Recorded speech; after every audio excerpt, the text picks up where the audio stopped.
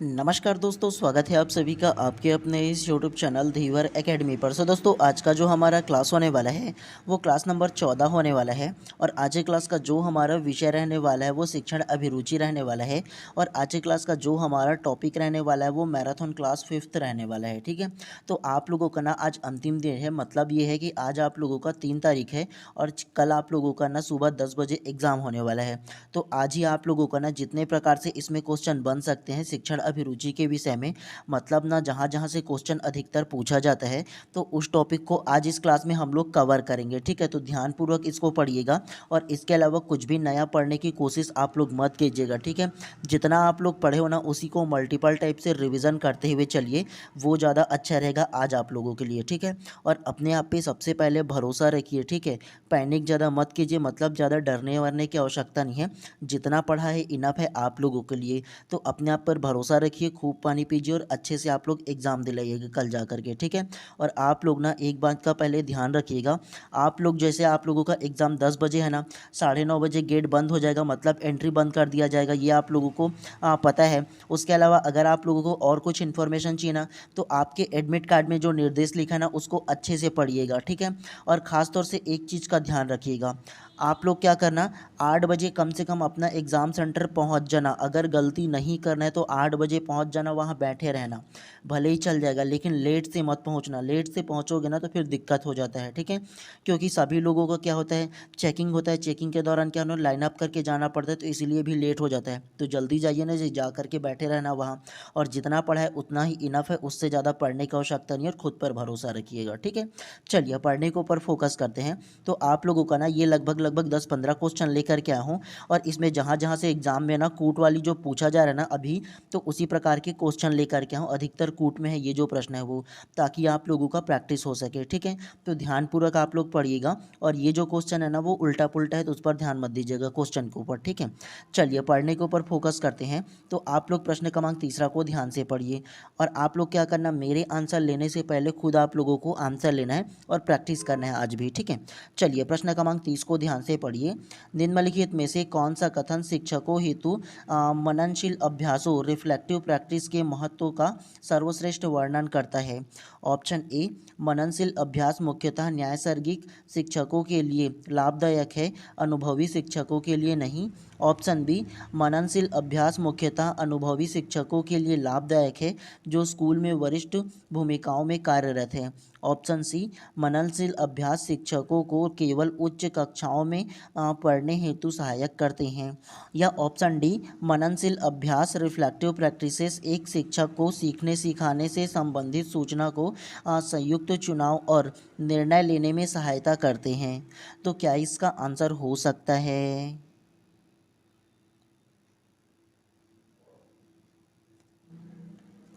तो प्रश्न क्रमांक तीसरा का जो करेक्ट आंसर होगा ना वो ऑप्शन नंबर डी जो है इसमें करेक्ट हो जाएगा। मननशील अभ्यास रिफ्लेक्टिव प्रैक्टिस एक शिक्षक को सीखने सिखाने से संबंधित सूचना को युक्त चुनाव और निर्णय लेने में सहायता करते हैं, करेक्ट हो जाएगा इसमें। कैसे, तो सबसे पहले प्रश्न क्रमांक 3 को ध्यान से पढ़िए। निम्नलिखित में से कौन सा कथन शिक्षकों हेतु मननशील अभ्यास रिफ्लेक्टिव प्रैक्टिसेस के महत्व का सर्वश्रेष्ठ वर्णन करता है? मननशील अभ्यास जी, मतलब यह है कि आप ना बार बार किसी चीज़ को करोगे तो आप में वो क्या होगा, अभ्यास होगा और आप उस पर क्या होगा, सर्वश्रेष्ठ हो जाओगे। तो मननशील अभ्यास रिफ्लेक्टिव प्रैक्टिसेस है ना, तो उसका सर्वश्रेष्ठ वर्णन किस में करता है? तो वो ऑप्शन नंबर डी इसमें करेक्ट हो जाएगा। मननशील अभ्यास रिफ्लेक्टिव प्रैक्टिसेस एक शिक्षक को सीखने सिखाने से संबंधित सूचना से युक्त चुनाव और निर्णय लेने में सहायता करते हैं। तो ये इसमें क्या होगा, ये इसमें करेक्ट हो जाएगा और ये पॉजिटिव आंसर है, केवल केवल ऑप्शन नंबर डी। एक चीज़ आप लोगों को बता दूं, हमेशा अपने क्लास में आपको बताते रहता हूं कि ना आप लोगों को क्या करना है, खास तौर से शिक्षण अभिरुचि के विषय में जब तक अगर प्रश्न नेगेटिव ना बोले तो किसी भी प्रकार से नेगेटिव ऑप्शन को आप लोगों को नहीं लेना है। ऑप्शन तीनों में देखो, option A, option B, option C, तीनों ऑप्शन में ना नेगेटिविटी को दर्शाया गया है, केवल ऑप्शन नंबर डी को ना पॉजिटिव रखा गया है। देखो ध्यानपूर्वक देखो ऑप्शन नंबर ए को कैसे ये नेगेटिव बताता हूँ, ध्यान से पढ़ो। मननशील अभ्यास मुख्यतः न्यायसर्गिक शिक्षकों के लिए लाभदायक है है, अनुभवी शिक्षक के लिए नहीं। तो ये जो नहीं बोला है ना, अनुभवी शिक्षकों के लिए नहीं, ये निगेटिविटी को दर्शाता है। किसी के लिए लाभ है और किसी के लिए नहीं, तो क्या ये पॉजिटिव होगा? नहीं होगा, निगेटिव है। जिस जिस ऑप्शन में आपको ना नहीं नजर आए, ठीक है, केवल नजर आए, नॉट नजर आए, इस प्रकार से अगर होगा ना निगेटिविटी टाइप से जो होगा शब्द, तो वो क्या होगा, तो आप लोग वैसे भी देख करके पहचान सकते हो, तो ये निगेटिव हो जाएगा। दूसरा को देखो, बी को, मननशील अभ्यास मुख्यतः अनुभवी शिक्षकों के लिए लाभदायक है जो स्कूल में वरिष्ठ भूमिकाओं में कार्यरत है।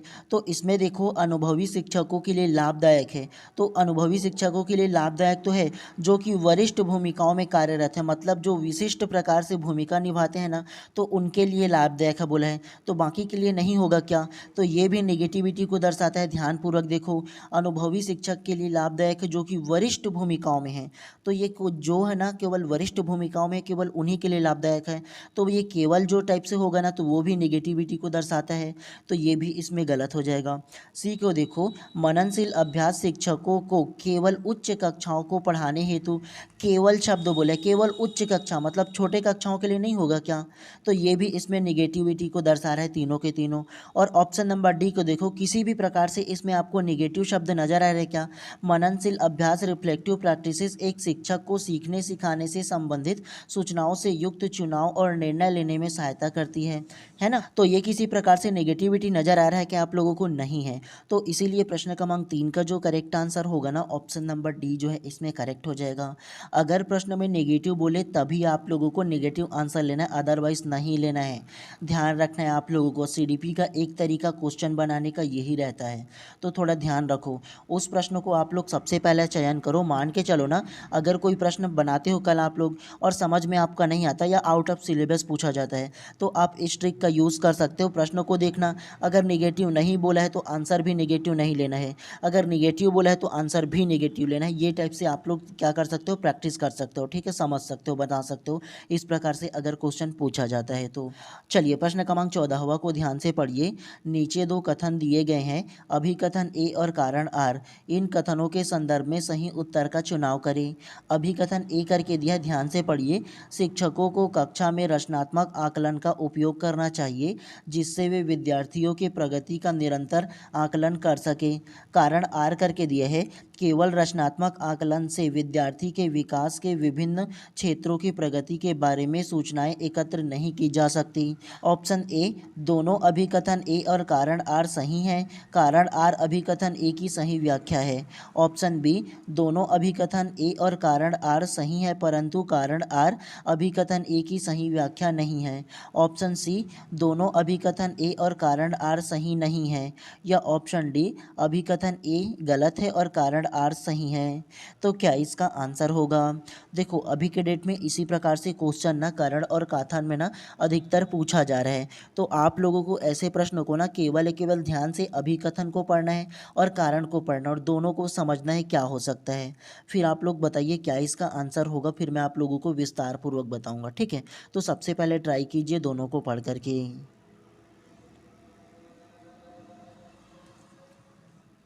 तो प्रश्न क्रमांक 14 का जो करेक्ट आंसर होगा ना, वो ऑप्शन नंबर ए जो है इसमें करेक्ट हो जाएगा। अभिकथन ए और कारण आर सही है और कारण आर अभिकथन ए की सही व्याख्या है, करेक्ट हो जाएगा। कैसे? तो देखो प्रश्न क्रमांक 14 में ना एक अभिकथन दिया और एक उसमें कारण दिया है, तो दोनों को पढ़ करके आपको आंसर लेना था।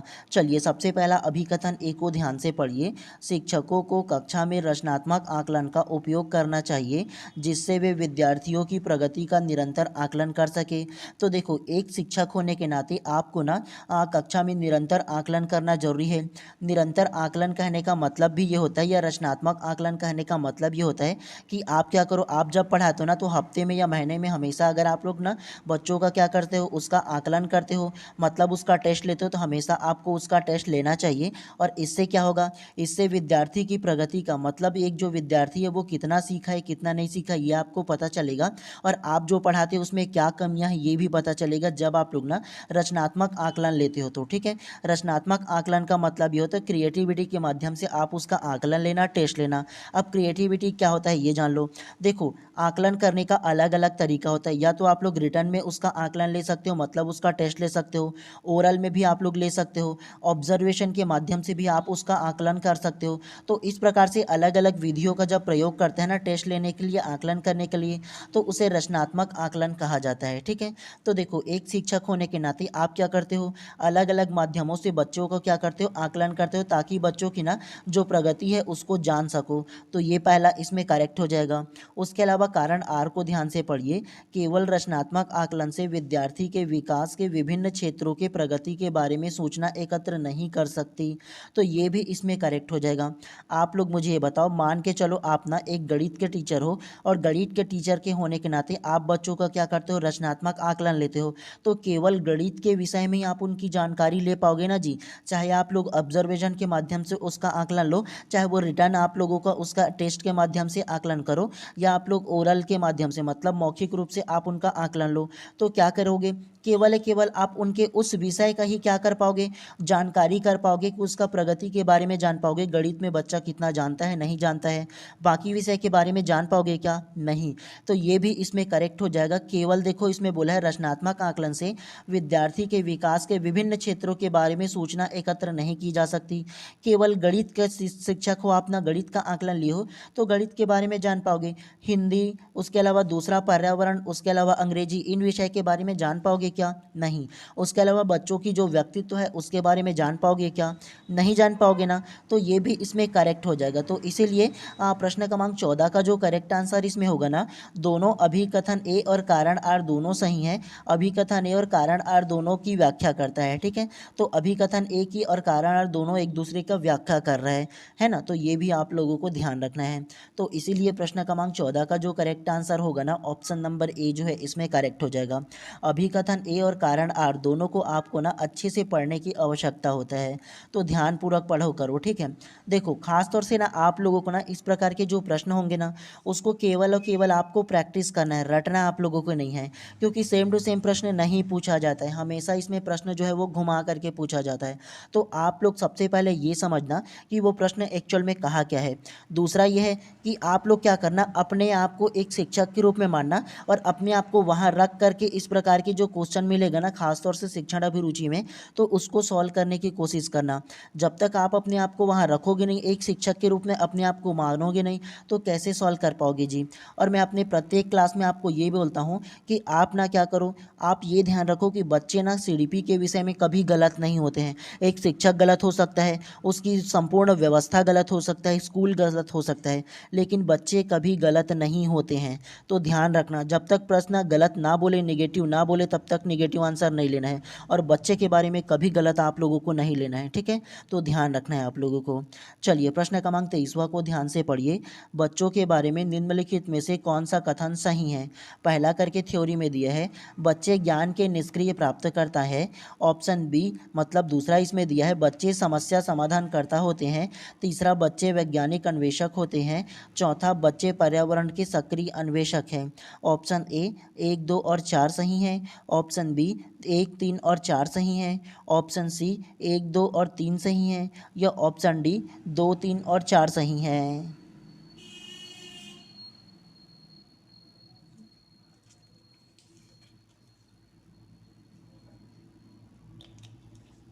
तो प्रश्न क्रमांक 23वां का जो करेक्ट आंसर होगा ना, वो ऑप्शन नंबर डी इसमें करेक्ट हो जाएगा। 2, 3 और 4 सही है, करेक्ट हो जाएगा। कैसे, बच्चे के बारे में निम्नलिखित में से कौन सा कथन सही है। तो बच्चे के बारे में जो जो कथन सही है उसमें तीसरा हो जाएगा, दूसरा हो जाएगा और चौथा हो जाएगा।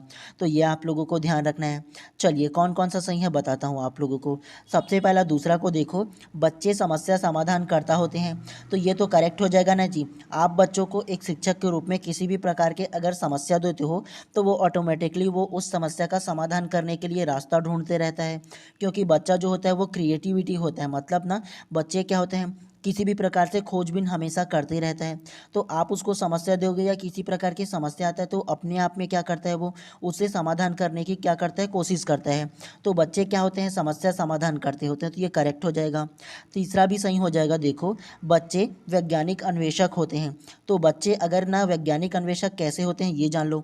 आप बच्चों को छोटा मोटा गाड़ियाँ देते हो, मान के चलो रिमोट वाली गाड़ियाँ उनको दे देते हो, तो आप वो क्या करता है, वो बच्चा जो है ना वो कुछ दिन खेलता है और खेलने के बाद ना उस गाड़ी को ना खोल करके देखता है उसके अंदर में क्या है, उस गाड़ी के पार्ट में क्या है, ऐसा क्या है जो उसको चलाता है, आगे बढ़ाता है, उसके मन में ये क्रिएटिविटी आता है। तो क्या होता है, बच्चे एक क्या होता है, वैज्ञानिक अन्वेषक होते हैं। वो जानने की कोशिश करते हैं, वो समझने की कोशिश करते हैं एक्चुअल ये गाड़ी चलती है तो चलती क्यों है, अगर बैटरी है तो बैटरी क्यों है, अगर वो कार में जो है ना वो चलता है तो क्यों चलता है। तो इस प्रकार से वो क्या करते हैं, खोल करके उसके पुर्जों को देखने की कोशिश करता है और समझता है। तो इसीलिए बच्चे जो है क्या होते हैं, वैज्ञानिक अन्वेषक होते हैं, वो खोजबीन पर ज़्यादा ध्यान देते हैं। तो ये भी इसमें पॉजिटिव हो जाएगा। उसके अलावा चौथा को देखो, बच्चे पर्यावरण के सक्रिय अन्वेषक होते हैं। तो बच्चे जो होंगे वो पर्यावरण क्या होते हैं, सक्रिय अन्वेषक होते हैं। कैसे अन्वेषक होते हैं, किसी भी प्रकार से अगर उनको लगता है ना कि ये पर्यावरण में अलग है तो ये क्यों है, वो जानने की समझने की कोशिश करता है। तो इसीलिए ना पूछता है वो बार बार अपने माता पिता से। मान के चलो वो पूछता है कि अगर बादल गरजता है तो क्यों गरजता है, अगर पानी गिरता है तो क्यों गिरता है, तो ये जानना चाहता है। इस प्रकार से उनके मन में जिज्ञासा आता है और पर्यावरण के बारे में सक्रिय अन्वेषक होते हैं, पेड़ पौधे के बारे में, उसके पत्तों के बारे में, उसके फल के बारे में, है ना। तो इसीलिए बच्चे जो होते हैं ना वो पर्यावरण के सक्रिय अन्वेषक होते हैं, ठीक है। उसके अलावा देखो, कथन पहला करके दिया है, ये गलत कैसे होगा ये देख लो। बच्चे ज्ञान के निष्क्रिय प्राप्तकर्ता होते हैं। निष्क्रिय का मतलब ये होता है जी कि किसी भी प्रकार से उसमें जिज्ञासा नहीं होता, मतलब क्यूरियोसिटी नहीं होता ज्ञान को प्राप्त करने के लिए। तो आप लोग मुझे ये बताओ कि बच्चे क्या निष्क्रिय रहते हैं क्या, मतलब ज्ञान के निष्क्रिय प्राप्तकर्ता रहते हैं क्या, तो ये गलत हो जाएगा ना। निष्क्रिय का मतलब क्या होता है, निगेटिविटी को दर्शाता है। और अभी आप लोगों को जस्ट बताया ना कि अगर प्रश्न निगेटिव नहीं है तो निगेटिव ऑप्शन आप लोगों को नहीं लेना है, प्रश्न पॉजिटिव है तो पॉजिटिव लेना है। जब तक निगेटिव ना बोले तब तक आपको निगेटिव आंसर नहीं लेना है। और अभी जस्ट आप लोगों को बताना कि बच्चे कभी गलत नहीं होते, बुरा नहीं होते हैं। स्कूल बुरा हो सकता है, सिस्टम बुरा हो सकता है, एक प्रकार से शिक्षक भी बुरे हो सकते हैं, लेकिन बच्चे कभी नहीं होते हैं। तो निगेटिव ऑप्शन आप लोगों को नहीं लेना है जब तक प्रश्न निगेटिव ना बोले। और इसमें किसी भी प्रकार से निगेटिव बोला है क्या, कौन सा कथन सही है बोला है, तो 2, 3 और 4 ही ना हो जाएगा जी। तो ध्यान रखना है आप लोगों को। चलिए नेक्स्ट प्रश्न को पढ़ते हुए चलते हैं इसी प्रकार से, इसी अंदाज में। चलिए प्रश्न क्रमांक 7वां को अब ध्यान से पढ़िए। रचनावादी शिक्षण प्रक्रिया में पहला दिया है विद्यार्थी की सक्रिय भागीदारी, दूसरा शिक्षा ज्ञान देने वाले की भूमिका में, तीसरा सीखने में अंतःक्रिया का कोई स्थान नहीं, चौथा सीखना सामाजिकता में होता है। सही विकल्प का चुनाव करें। ऑप्शन ए 1 और 2, ऑप्शन बी 3 और 4, ऑप्शन सी 1 और 4 या ऑप्शन डी 2 और 3।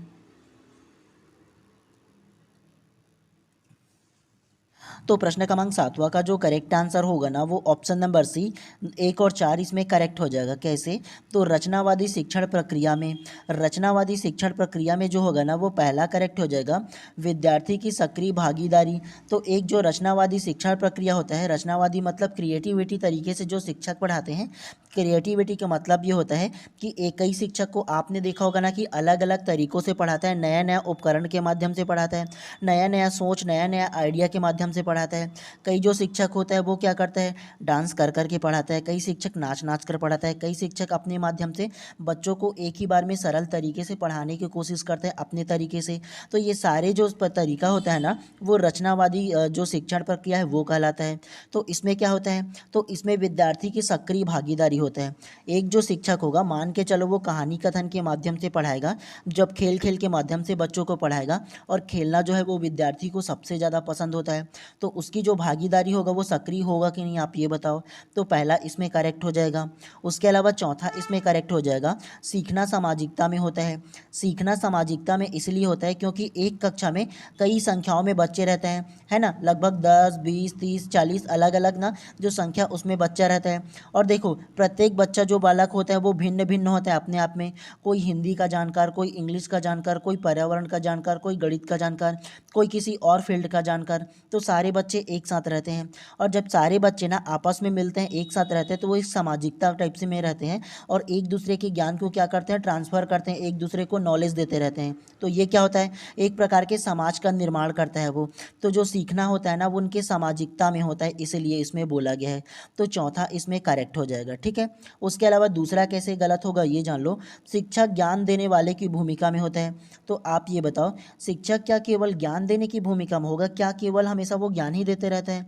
क्या वो किसी प्रकार से मार्गदर्शन नहीं देता है क्या? तो ये केवल गलत हो जाएगा इसमें, क्योंकि केवल जो शिक्षक होता है ना वो ज्ञान देने वाले की भूमिका में नहीं होता है, सीखने वाले की भूमिका में भी होता है। क्यों? शिक्षक केवल ज्ञान नहीं देता है, वो सीखता भी है बच्चों से, क्योंकि अलग अलग जो रहते हैं ना वो सारे के सारे ना कभी कभी क्या होता है, वो सीखता भी है बच्चों से, उनके हाव भाव के बारे में, अलग अलग जो एक्टिविटी उसके बारे में भी सीखता है। तो इसमें केवल ये जो बोला है ना कि ज्ञान देने वाले में, तो ये इसमें गलत हो जाएगा, तो ध्यान रखना है, ठीक है। उसके अलावा तीसरा को देखो कैसे गलत होगा। सीखने में अंतःक्रिया का कोई स्थान नहीं है। कैसे नहीं होगा जी? अंतःक्रिया का अपने आप का कैसे स्थान नहीं होगा? इसमें नहीं बोला है ना, तो ये गलत हो जाएगा। ऐसे भी आप लोगों को नहीं लेना है, अगर नहीं बोला है तो नहीं लेना है, क्योंकि रचनावादी प्रक्रिया मतलब पॉजिटिव आंसर है, नहीं इसमें बोला है तो निगेटिव आंसर है, तो इसको नहीं लेना है। ऐसे भी आप लोग ले सकते हो, ठीक है। तो इसीलिए प्रश्न क्रमांक 7 का जो करेक्ट आंसर है ना, ऑप्शन नंबर सी जो है इसमें करेक्ट हो जाएगा। तो ध्यान देना है, खासतौर से सीडीपी में ना ज़्यादा से ज़्यादा ना आप लोगों के संक्षिप्त उम्र के ऊपर डिपेंड करता है, तो इसीलिए ध्यानपूर्वक पढ़ा कीजिए।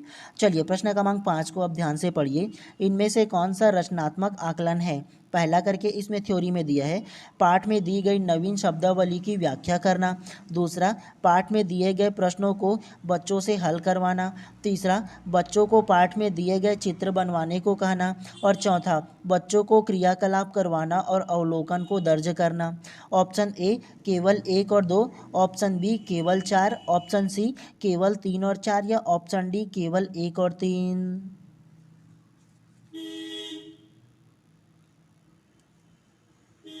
तो प्रश्न क्रमांक 5 का जो करेक्ट आंसर होगा ना वो ऑप्शन नंबर बी केवल 4 इसमें करेक्ट हो जाएगा। कैसे? इनमें से कौन सा रचनात्मक आकलन है? रचनात्मक आकलन आप लोगों को बताया था ना कि क्रिएटिविटी के माध्यम से ना जो आकलन किया जाता है, बच्चों का टेस्ट लिया जाता है, कभी कभी ऑब्जर्वेशन के माध्यम से टेस्ट लिया जाता है, कभी रिटर्न में लिया जाता है, कभी ओरल में लिया जाता है मौखिक रूप से। तो ये रचनात्मक आकलन कहलाता है, ठीक है। अलग अलग माध्यमों से लिया जाता है। तो इसमें देखो केवल है केवल ना इन चारों जो अलग अलग थ्योरी दिया है उसमें चौथा है इसमें पॉजिटिव हो जाएगा, बच्चों से क्रियाकलाप करवाना और अवलोकन को दर्ज करना। क्रियाकलाप कहने का मतलब यह है कि अगर कोई पाठ में किसी भी प्रकार से एक्टिविटी दिया है तो बच्चों से ना उस एक्टिविटी को करवाना, और आप एक शिक्षक के रूप में दूर से खड़े होकर के ना क्या करना, उसके एक्टिविटी को ऑब्जर्वेशन करना, दूर से देखना और समझना कि कौन सा बच्चा क्या कर रहा है, कौन सीख रहा है, कौन एक्टिविटी कर रहा है, कोई नहीं कर रहा है। इसको आप क्या कर सकते हो, इसको अवलोकन कर सकते हो और इस अवलोकन को दर्ज कर सकते हो, दूर से देख करके समझ सकते हो सारे छात्रों को, है ना। तो इसमें क्या होगा, जो पॉजिटिव है ना वो केवल है केवल चौथा है, क्योंकि देखो प्रश्न क्रमांक 5वां में इसमें क्या बोले, रचनात्मक आकलन है।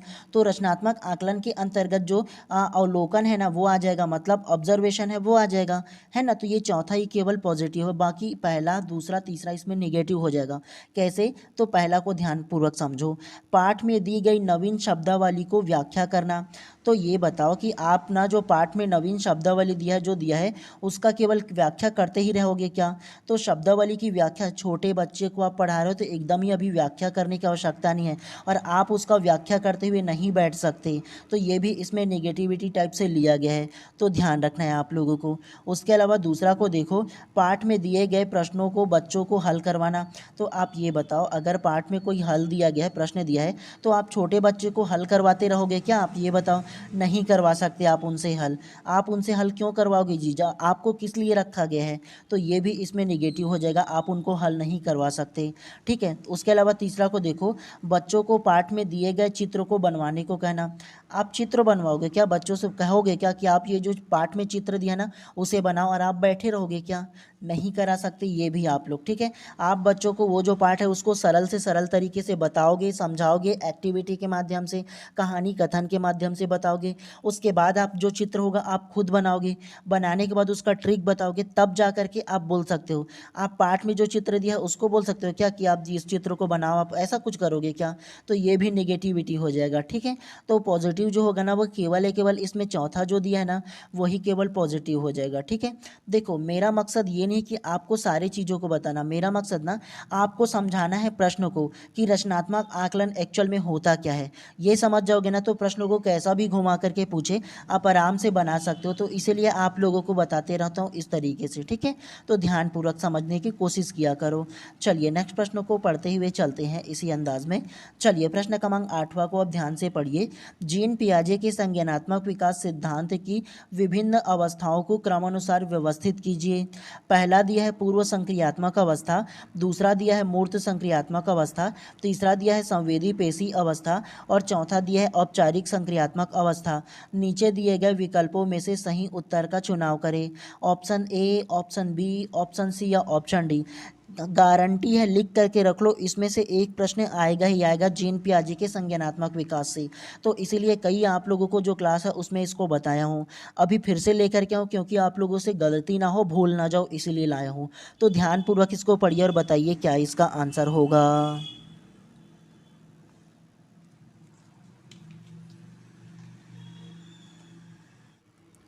तो प्रश्न क्रमांक 8वां का जो करेक्ट आंसर होगा ना वो ऑप्शन नंबर सी जो है इसमें करेक्ट हो जाएगा। कैसे? जीन पियाजे के संज्ञानात्मक विकास के सिद्धांत की विभिन्न अवस्थाओं को क्रमानुसार व्यवस्थित कीजिए। तो ये जो टॉपिक है उसे आप लोगों को पिछले क्लास में बता दिया हूँ, अभी भी बता रहा हूँ, ध्यानपूर्वक समझिएगा, ठीक है। सबसे पहला जो आएगा ना जीन पियाजे के संज्ञानात्मक विकास के सिद्धांत में जो अवस्था है वो, तो देखो ये जो है ना संज्ञानात्मक विकास की अवस्था जीन पियाजे ने 4 भाग में बांटा है। सबसे पहला जो होगा ना वो पहला हो जाएगा, ये जो सी दिया है वो पहला हो जाएगा। इसमें क्या आएगा? संवेदी पेशी अवस्था हो जाएगा। और इसका एज क्या है? तो संवेदी पेशी अवस्था की जो एज है ना वो 0 से लेकर के 2 वर्ष तक की आ जाएगा इसमें। तो ये आप लोगों को ध्यान रखना है। उसके अलावा दूसरा जो होगा ना वो पूर्व संक्रियात्मक अवस्था हो जाएगा। पूर्व संक्रियात्मक अवस्था का जो एज है ना वो 2 वर्ष से लेकर के 7 वर्ष तक की हो जाएगा। तो ये आप लोगों को ध्यान रखना है। तीसरा जो अवस्था होगा वो मूर्त संक्रियात्मक अवस्था हो जाएगा, ये तीसरा है। और इसका जो एज है ना वो 7 वर्ष से लेकर के 11 वर्ष तक की इसका एज हो जाएगा। और उसके अलावा चौथा जो होगा ना वो औपचारिक संक्रियात्मक अवस्था हो जाएगा। और इसका जो एज है ना वो 11 वर्ष से अधिक हो जाएगा या 11 वर्ष से 15 वर्ष हो जाएगा, ठीक है। इसको औपचारिक संक्रियात्मक अवस्था भी बोला जाता है और अमूर्त संक्रियात्मक अवस्था भी बोला जाता है। तो कन्फ्यूज आप लोगों को नहीं होना है। देखो ध्यानपूर्वक समझना, जीन पियाजे जो है ना वो आपके जो शिक्षण अभिरुचि का विषय है उसमें सबसे ज़्यादा महत्वपूर्ण मनोवैज्ञानिक है। इन्होंने ना 2 प्रकार से सिद्धांत दिया था। सबसे पहला जो सिद्धांत है ना वो संज्ञानात्मक विकास का सिद्धांत हो जाएगा और इस सिद्धांत को लगभग 4 भागों में बांटा है। और ये जो 4 भाग होंगे ना वो सबसे पहला हो जाएगा संवेदी पेशी अवस्था हो जाएगा। और इन अवस्था का जो एज है ना वो 0 से लेकर के 2 वर्ष तक की इसके उम्र को बांटा है। दूसरा जो अवस्था होगा ना वो क्या होगा? तो वो पूर्व संक्रियात्मक अवस्था होगा। इसका जो एज है वो 2 वर्ष से लेकर के 7 वर्ष तक की बांटा है। तीसरा जो अवस्था होगा वो मूर्त संक्रियात्मक अवस्था होगा, जिसका जो एज है वो 7 वर्ष से लेकर के 11 वर्ष तक की बांटा गया है। और चौथा और अंतिम जो अवस्था होगा वो औपचारिक संक्रियात्मक अवस्था हो जाएगा या अमूर्त संक्रियात्मक अवस्था इसको भी बोला जाता है। और इसका जो एज है वो 11 वर्ष से लेकर के 15 वर्ष हो जाएगा या 11 वर्ष से अधिक हो जाएगा। देखो आप लोगों को मैं एज को भी क्यों बता रहा हूँ, जरूरी नहीं है कि ये जो प्रश्न पूछा है सेम टू सेम आपके क्वेश्चन पेपर में छाप दे। आप लोगों से ये पूछा जा सकता है कि एक तरफ आप लोगों की ये चारों अवस्था को दे देगा और दूसरी तरफ उसके एज को दे देगा उल्टा पुल्टा घुमा करके, और पूछा जाएगा कि इसमें सूची 1 को सूची 2 से मिलान करें, तब क्या करोगे आप लोग। तो इसीलिए आप लोगों को इसके एज को भी याद रखना है। वेरी वेरी इंपॉर्टेंट है ये जो प्रश्न है वो। सीरीज में दे सकता है आप लोगों को जमाव करके सेम टू सेम, आपको एक तरफ इसमें दे सकता है कि आपको एज को लेकर के, है ना। आप लोगों से ये पूछा जा सकता है कि ये जो संवेदी पेशी अवस्था है उसको किसने दिया।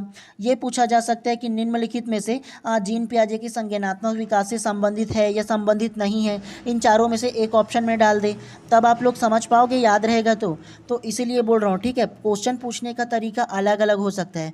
मान के चलो एग्जामिनर का जो क्वेश्चन छांटने का तरीका होगा प्रश्न निकालने वाले का, वो घुमा करके प्रश्न निकाल दे, तो क्या करोगे आप लोग। तो इसीलिए आप लोगों को समझना है, इनको रटना मत, बता रहा हूँ आप लोगों को। उसके अलावा दूसरा जो सिद्धांत दिया था जीन पियाजे ने ना वो बच्चों की जो अवस्था है, जो एज है ना, उसको बांटा था 4 प्रकार से। आप लोगों को बताया था ना कि बच्चों की अवस्था को जीन पियाजे ने 4 भाग में बांटा है। सबसे पहला जो होगा वो गर्भावस्था हो जाएगा। गर्भावस्था जो होता है वो गर्भ धारण करने से लेकर के जन्म तक की जो होता है ना, वो जो आयु है उसको गर्भावस्था कहते हैं। दूसरा जो होगा उसको शैशवावस्था कहते हैं। शैशवावस्था जो होगा वो बालक के जन्म से लेकर के 2 वर्ष तक की उम्र को क्या बोलते हैं, शैशवावस्था बोलते हैं। तीसरा जो अवस्था होगा वो जो कहलाता है वो बाल्यावस्था होगा। बाल्यावस्था को 2 भाग में बांटा गया है। सबसे पहले पूर्व बाल्यावस्था होगा। पूर्व बाल्यावस्था जो होगा वो 2 वर्ष से लेकर के 6 वर्ष तक की उम्र को बांटा है। और दूसरा होगा वो उत्तर बाल्यावस्था होगा, 6 वर्ष की उम्र से लेकर के 12 वर्ष तक की उम्र को बांटा गया है। और ये जो अवस्था होगा वो बाल्यावस्था होगा। और उसके अलावा चौथा जो होगा वो किशोरावस्था हो जाएगा। किशोरावस्था जो एज होगा ना, वो क्या होगा, वो 12 वर्ष से अधिक हो जाएगा। 12 वर्ष से ना क्या होता है, 15 वर्ष के आसपास को माना जाता है, ठीक है। तो 12 वर्ष से अधिक को आप लोगों को ले लेना है। तो इसको भी आप लोगों को याद रखना है, सीक्वेंस में जमाने के लिए बोल सकते हैं, या आप लोगों को इसके एज को दे सकते हैं। एक तरफ बाल्यावस्था के अलग अलग नाम को दिया जाएगा और एक तरफ उसके एज को दिया जाएगा, और पूछा जा सकता है आप लोगों से इनमें से कौन सा है कौन सा नहीं है। तो ध्यान रखना है, ऐसे प्रश्न को आप लोगों से इस प्रकार के जो प्रश्न है ना वो कूट में ही पूछा जाएगा। तो इसीलिए आज के इस क्लास में ना कूट आधारित प्रश्न आप लोगों के लिए ज़्यादा ला रहा हूँ, ताकि आप लोगों को क्या रहे, याद रहे, समझ में आए। इसीलिए ठीक है, आपको प्रैक्टिस करना ज़्यादा जरूरी, इसीलिए बोलते रहता हूँ अपने क्लास में। चलिए प्रश्न क्रमांक फिर से आप लोगों के लिए 7वां है, इसको पढ़िए। निम्नलिखित को सुमेलित कीजिए। एक तरफ दर्शन दिया और एक तरफ उसका ना दर्शन शास्त्र दिया है। सबसे पहला इसमें ए दिया है आदर्शवाद, दूसरा दिया है प्रयोजनावाद, तीसरा दिया है इसमें प्रकृतिवाद, और चौथा दिया है यथार्थवाद। एक तरफ से दर्शन शास्त्री करके इसमें दिया है पहला जॉन डीवी, दूसरा रूसो, तीसरा जॉन लॉक और चौथा Plato. Option A, option B, option C या ऑप्शन डी। तो इसको भी आप लोगों को याद रखना है। देखो 2024 में पूछा गया था, तो ध्यान रखना। कभी कभी एक ही ना जो आप लोगों का मनोवैज्ञानिक का नाम है दर्शन शास्त्री का, उसका दे करके पूछा जा सकता है निम्नलिखित में से कौन सा है कौन सा नहीं है बोल करके, है ना। तो ऐसे भी आप लोगों को याद रखना है। तो बताओ क्या इसका आंसर होगा।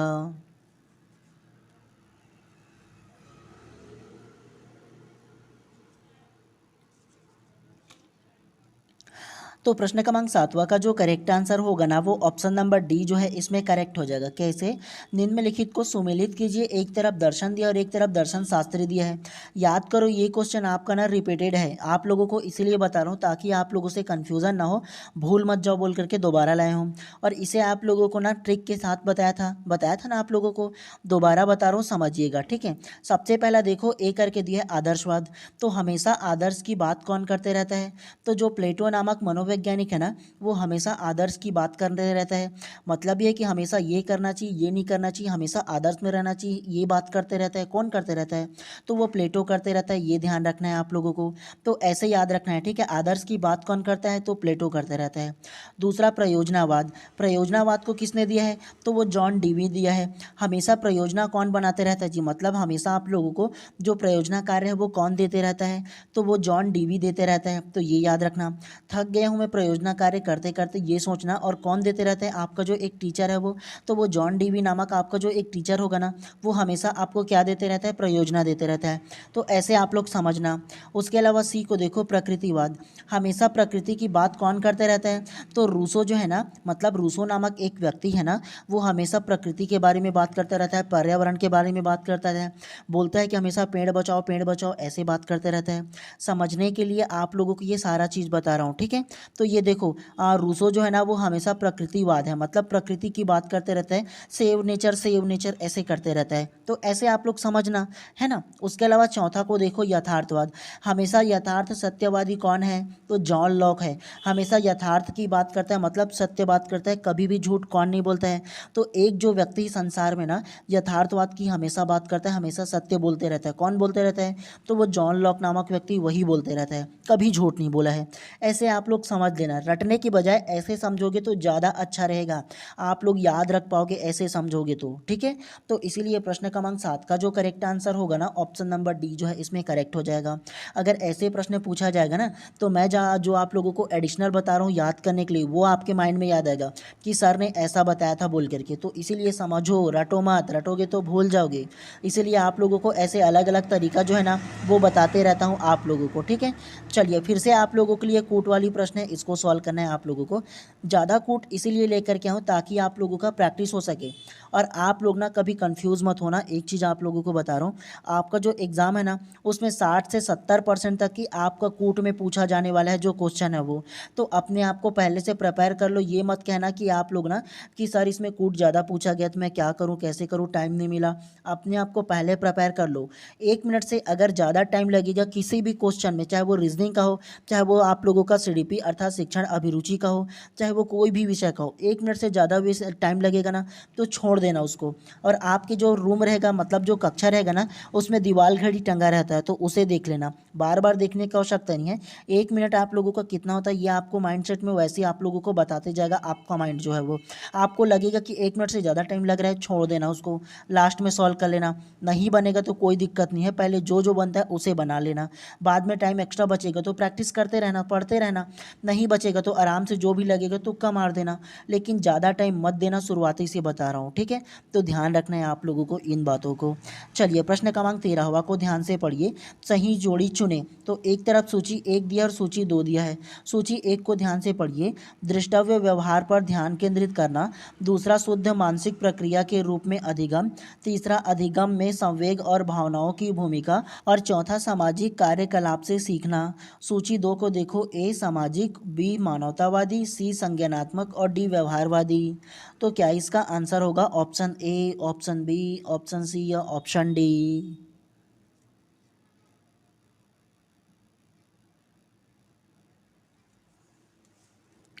तो प्रश्न क्रमांक 13 का जो करेक्ट आंसर होगा ना वो ऑप्शन नंबर बी जो है इसमें करेक्ट हो जाएगा। कैसे?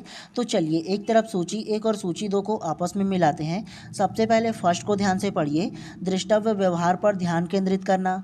तो दृष्टव्य व्यवहार पर ध्यान केंद्रित करना क्या होगा? व्यवहारवादी हो जाएगा। यहाँ भी व्यवहार दिया है और यहाँ भी व्यवहार दिया है तो ऐसे आप लोग आंसर ले सकते थे ना, तो ये हो जाएगा।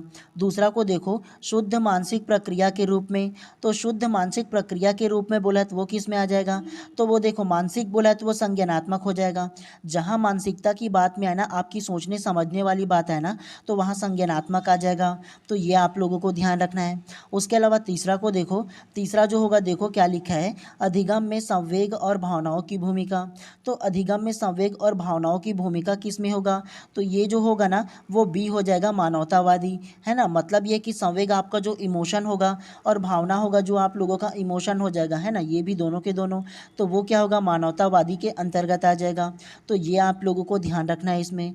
और अंतिम जो होगा वो सामाजिक कार्यकलाप को सीखना। तो सामाजिक कार्यकलाप में क्या आएगा जी? समाज ही ना आ जाएगा। है आप लोग ये बताओ, यहाँ भी सामाजिक लिखा है और यहाँ भी सामाजिक है, तो ऐसे आप लोग ले सकते थे ना।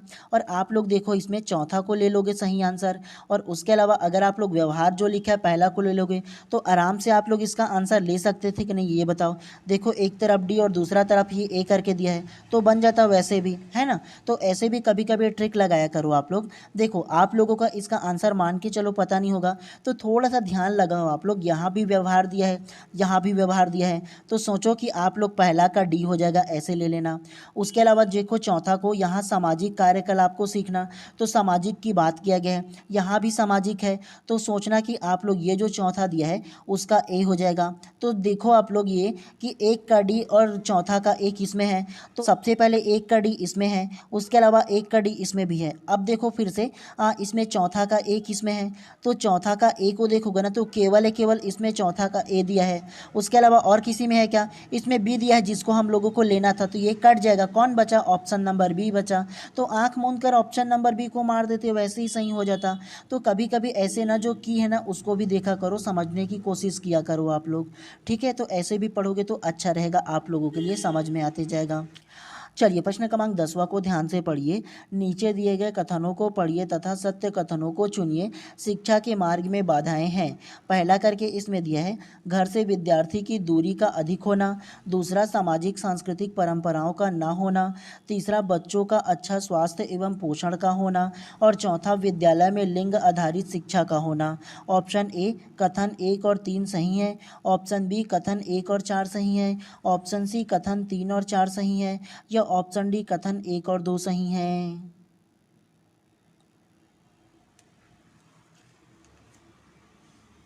तो प्रश्न क्रमांक 10 का जो करेक्ट आंसर होगा ना वो ऑप्शन नंबर इसमें जो बी है ना वो इसमें करेक्ट हो जाएगा। कथन 1 और 4 सही है, करेक्ट हो जाएगा। कैसे?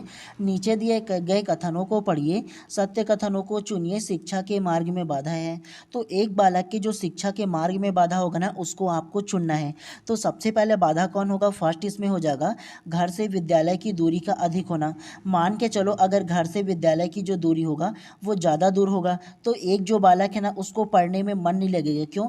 क्योंकि वो जाते जाते ही थक जाएगा और स्कूल से घर आते आते ही थक जाएगा, तो उसका मन लगेगा क्या? पढ़ने में। तो इसीलिए ना आप लोगों को पता होगा कि प्रत्येक 1 किलोमीटर के अंदर में ना जो पहली से 5वीं की कक्षा होता है प्राइमरी, तो उसको 1 किलोमीटर के अंदर बच्चों को ना जो स्कूल है वो प्रोवाइड करने की बात गवर्नमेंट करता है। और 1 किलोमीटर के अंदर आप लोगों ने देखा होगा, इसलिए हर मोहल्ले में ना एक स्कूल आप लोगों को देखने को मिलता है प्राइमरी वाला। तो इसी की वजह से है।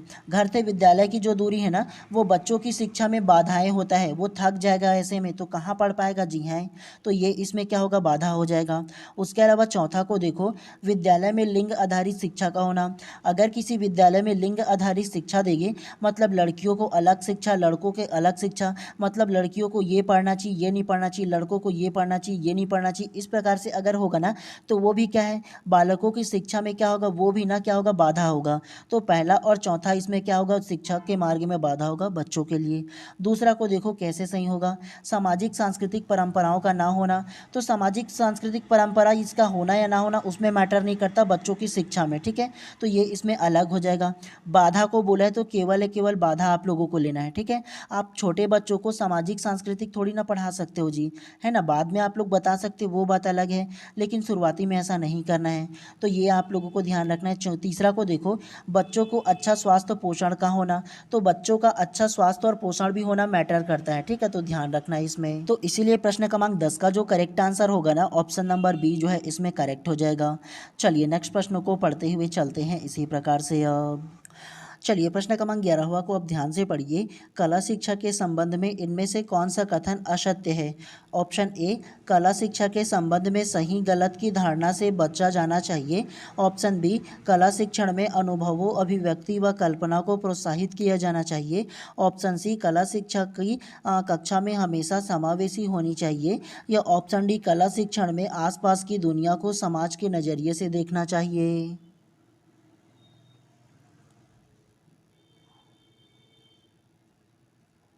तो प्रश्न क्रमांक 11 का जो करेक्ट आंसर होगा ना वो ऑप्शन नंबर डी जो है इसमें करेक्ट हो जाएगा।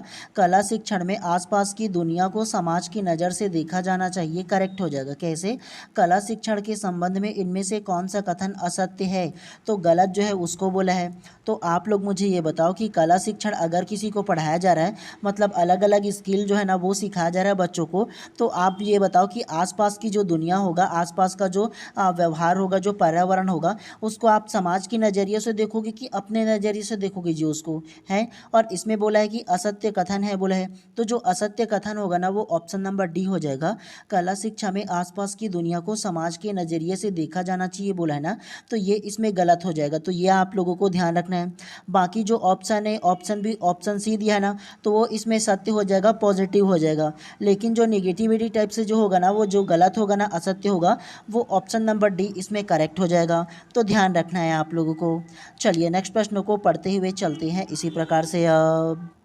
चलिए प्रश्न क्रमांक 49 को ध्यान से पढ़िए। कक्षा में विद्यार्थियों की व्यक्तिगत विभिन्नताएं।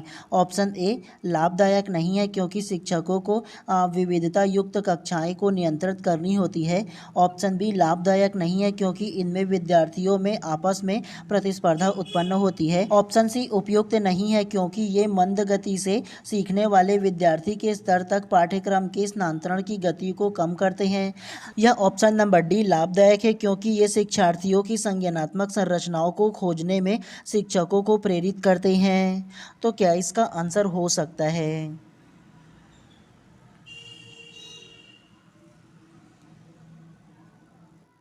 तो प्रश्न क्रमांक 49 का जो करेक्ट आंसर होगा ना वो ऑप्शन नंबर डी इसमें करेक्ट हो जाएगा। लाभदायक है क्योंकि ये शिक्षार्थियों की संज्ञानात्मक संरचनाओं को खोजने में शिक्षकों को प्रेरित करते हैं। करेक्ट हो जाएगा। कैसे? कक्षा में शिक्षार्थियों की व्यक्तिगत भिन्नता मतलब ये होता है एक जो कक्षा होगा ना उसमें लगभग 30-40 अलग अलग बच्चे रहते हैं और सारे जो बच्चे होते हैं वो अलग अलग जाति, धर्म, वंश, समुदाय, लिंग, अलग अलग बच्चे रहते हैं और अलग अलग बच्चों में योग्यता रहता है। कोई हिंदी जानता है, कोई अंग्रेजी जानता है, कोई पर्यावरण जानता है, कोई और गणित जानता है, कोई दूसरे विषय का जानकार है, कोई अलग अलग जो लैंग्वेज है उसका जानकार है। तो अलग अलग व्यक्तिगत भिन्नता वाले बालक जो रहता है, कई बालक जो होते हैं वो जल्दी सीखते हैं, कई बालक जो कम सीखते हैं। मतलब ये है कि इंटेलिजेंट बालक भी इसी में रहता है, सामान्य बालक भी रहता है और मंदबुद्धि बालक भी रहता है इसी में, है ना। तो अलग अलग क्या रहते हैं? बालक रहता है। और अलग अलग विषय के जानकार अगर बालक होंगे ना तो एक दूसरे को वो क्या करेगा, एक दूसरे का अपना अपना जो नॉलेज है ना वो शेयर करेगा। तो ये सारे के सारे क्या कहलाता है? व्यक्तिगत भिन्नताएं कहलाता है विद्यार्थियों का। और ये जो विभिन्नता है वो क्या होगा? वो लाभदायक है। क्यों लाभदायक है? मान के चलो एक बालक जो है वो हिंदी जानता है, दूसरा बालक है वो अंग्रेजी जानता है, तीसरा बालक है वो गणित अच्छे से जानता है। तो आप ये बताओ, हिंदी जानने वाला बालक गणित जानने वाले बालक को सिखाएगा हिंदी और गणित जानने वाला बालक हिंदी वाले बालक को गणित सिखाएगा। तो ये एक दूसरे में जो स्किल है, जो उसका जो कौशल है वो ट्रांसफ़र होगा तो वो लाभदायक होगा ना जी। तो इसीलिए ये लाभदायक होगा, ध्यान रखना है आप लोगों को। दूसरा तरीका ये था आप लोगों का आंसर लेने का, क्योंकि देखो आपको बोला हूं ना कि प्रश्न को देखो नेगेटिव किसी प्रकार से है क्या? प्रश्न जो है वो कक्षा में विद्यार्थी की व्यक्तिगत भिन्नताएं, तो ये नेगेटिव है क्या? प्रश्न नहीं है ना। तो अगर प्रश्न नेगेटिव नहीं है तो नेगेटिव आंसर क्यों लोगे जी? हैं ऑप्शन ए को देखो लाभदायक नहीं है, नेगेटिव है ना जी, लाभदायक नहीं है। बी को देखो लाभदायक नहीं है, सी को भी देखो उपयुक्त नहीं है। तो तीनों के तीनों नेगेटिव है और डी को देखो लाभदायक है, मतलब ये पॉजिटिव है, बाकी तीनों ऑप्शन नेगेटिव है। तो ऐसे भी आप लोग आंसर जो है ना वो ले सकते हो शिक्षण अभिरुचि के विषय में। तो इसीलिए आप लोगों को ध्यान रखना है, ऐसे टाइप के जो आएगा क्वेश्चन ना तो ऐसे ही बनाना है आप लोगों को। समझ में आ रहा है आप लोगों को? तो ध्यान रखना है इन सारी चीज़ों को, ठीक है। चलिए प्रश्न क्रमांक 7वां को ध्यान से पढ़िए। इनमें से कौन से कथन कक्षा में आयोजित गतिविधि के संबंध में गलत है? पहला, रट कर सीखना। दूसरा, गतिविधि में चुनौती के तत्व का होना। तीसरा, गतिविधि समूह में ही की जाती है, अकेले नहीं। और चौथा, कोई खेल भी गतिविधि हो सकता है। नीचे दिए गए विकल्पों में से सही विकल्प का चुनाव करें। ऑप्शन ए 1 और 3, ऑप्शन बी 1 और 2, ऑप्शन सी 1 और 4 या ऑप्शन डी 3 और 4।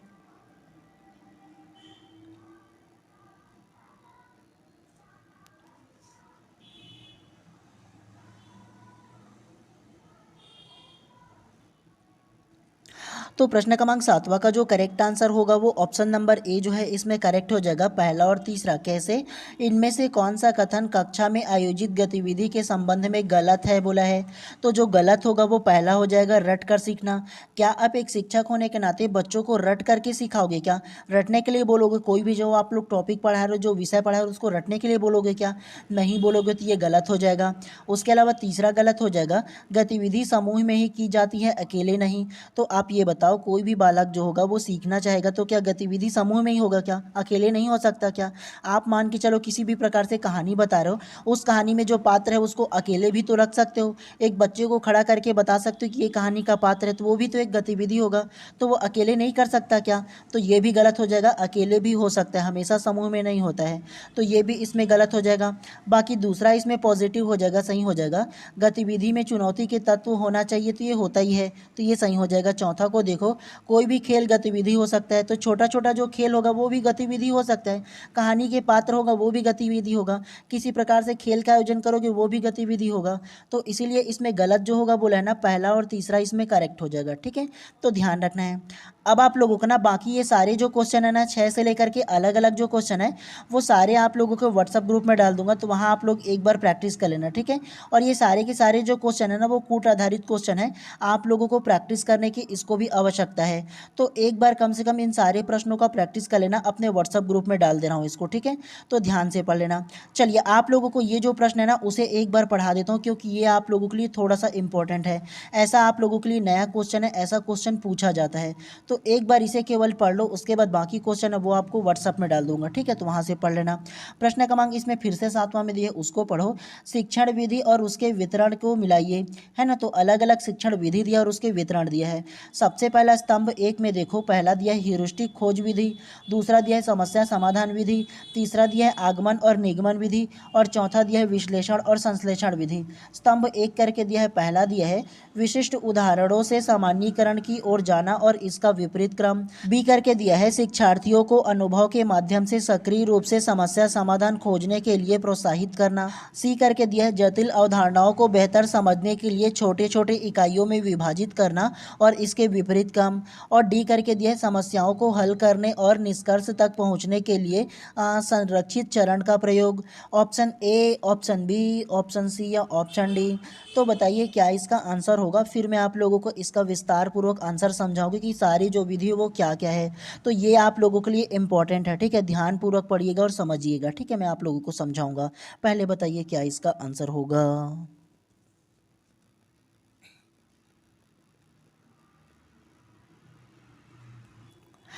तो प्रश्न क्रमांक 7वां का जो करेक्ट आंसर होगा ना, वो ऑप्शन नंबर बी जो है इसमें करेक्ट हो जाएगा। कैसे? तो देखो, शिक्षण विधि का उसके वितरण के साथ मिलान करें। एक तरफ अलग अलग विधि दिया और एक तरफ उसका ना जो डिटेल है उसको दिया है। तो चलिए सबसे पहले स्तंभ 1 और स्तंभ 2 को आपस में सुमेलित करते हैं, मिलाते हैं। ध्यानपूर्वक समझिएगा, ठीक है। आप लोगों को सरल तरीके से मैं समझाऊंगा अपने शब्दों में। सबसे पहला देखो ह्यूरिस्टिक खोज विधि। तो ह्यूरिस्टिक या खोज विधि किस में आएगा? तो ह्यूरिस्टिक या खोज विधि जो होगा ना वो बी में आ जाएगा।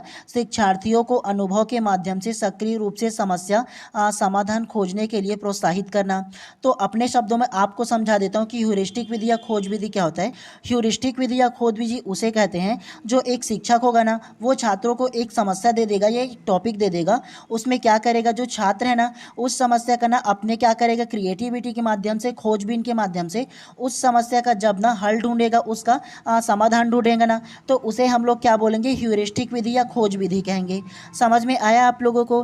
खोज विधि या ह्यूरिस्टिक विधि कहने का मतलब ये है कि एक छात्र को जब कोई समस्या मिलता है, कोई टॉपिक मिलता है ना, तो उसे क्या करता है, वो खोजबीन के माध्यम से ना उस समस्या का समाधान ढूंढता है।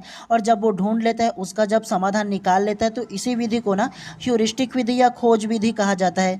तो ये आप लोगों को याद रखना है पहला। दूसरा देखो, समस्या समाधान विधि। समस्या समाधान विधि किस में आएगा? तो वो जो होगा ना वो चौथा में आ जाएगा। समस्याओं को हल करने और निष्कर्ष तक पहुंचने के लिए ना संरचित चरण का प्रयोग करना।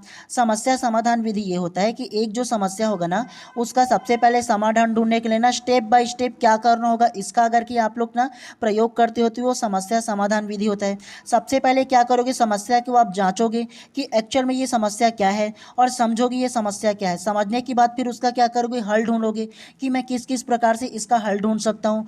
हल ढूंढने के बाद उसका उपयोग करोगे कि ये कैसे कैसे स्टेप में हुआ है, और लास्ट में निष्कर्ष तक की पहुंचोगे तो वो क्या कहलाएगा, समस्या समाधान विधि कहलाता है, ठीक है। और ये खोज विधि अलग होता है, समस्या समाधान विधि अलग होता है, ठीक है। इसमें क्या करना पड़ता है, अलग अलग खोज करना पड़ता है, अन्वेषण करना पड़ता है, ठीक है। ये अलग होता है, समस्या समाधान अलग होता है, ठीक है। तो ध्यान रखना इन दोनों को। उसके बाद तीसरा जो होगा वो आगमन और निगमन विधि।